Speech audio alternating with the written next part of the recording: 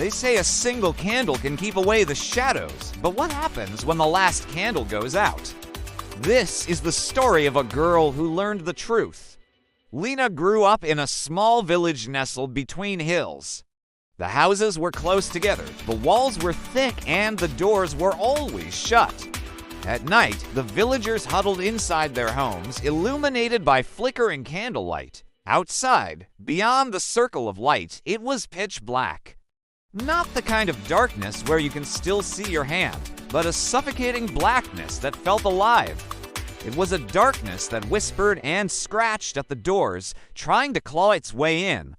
Lena had never seen the darkness outside her village, and no one dared to venture out into it, not even during the day. The only time Lena saw the outside world was through the windows of her house, where she saw the gnarled branches of ancient trees clawing at the sky like tormented souls. Every house in the village kept candles burning all night. It was the one rule no one broke. If the flame went out, something terrible would happen, something they had learned from their ancestors and passed down through generations. Lena's grandmother always said, as long as the flame lives, we live. When the light dies, so do we. One stormy night, Lena was home alone. Her parents had gone to the neighboring village to trade, and her older brother was out hunting, though he should have been back by now. Suddenly, a gust of wind rattled the window panes. The flames in Lena's room danced wildly, casting grotesque shadows on the walls. Then, in the corner of her eye, she saw a flicker. The flame was dying. Lena gasped, cupped her hands around the candle, and blew softly, trying to coax it back to life. But the wind stole the flame away. For a moment, there was only silence. Then Lena heard it. Footsteps inside her room, though no one was there. Something was moving closer. Terrified, Lena scrambled to relight her candle. She struck a match, but it wasn't the familiar scratch of wood on stone. It was a wet, sucking sound as if something were lapping up the flame. In a panic, Lena threw the match into the corner. The match sputtered, finally catching fire. But before she could rejoice, something lunged at her. She screamed, scrambling backwards, her foot hitting an overturned stool. She cried out, bracing herself for the impact, but it never came. Instead, she heard a hiss like air escaping a punctured balloon, and when Lena looked up, the creature was gone. All that remained was the faint glow in its place. Lena stared at the spot where the creature had been sitting.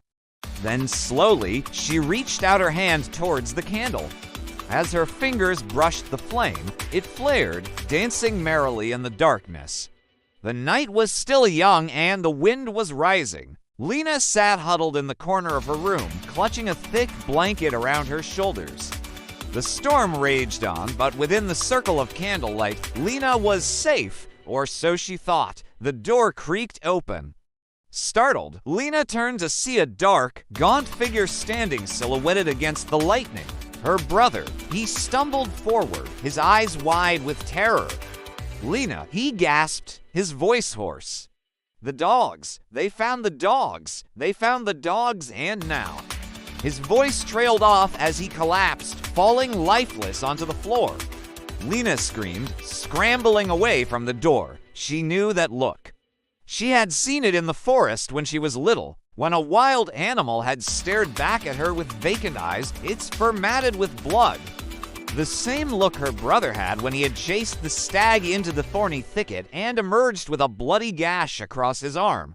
That was the look of the hunt, the look of the hunted. Lena huddled in the corner, her gaze locked on her brother's lifeless form. Fear turned to ice in her veins as she realized he wasn't the one who had entered the room. He had brought it in. Whatever it was here now, feasting on her brother's body. And soon it would come for her. Lena stood frozen with fear as the creature slithered towards her. It was vaguely humanoid in shape, yet twisted and distorted, its limbs too long, its back humped, and then she saw its face, or what was left of it. Where its jaw should have been, there was only a gaping hole filled with needle-sharp teeth. The creature lunged and Lena screamed, burying her face in her hands. But the creature was quick. It snatched her chin, flipping her head up. Its hot, fetid breath washed over her, carrying the scent of decay and blood. Then it hissed, "Finally, the feast begins."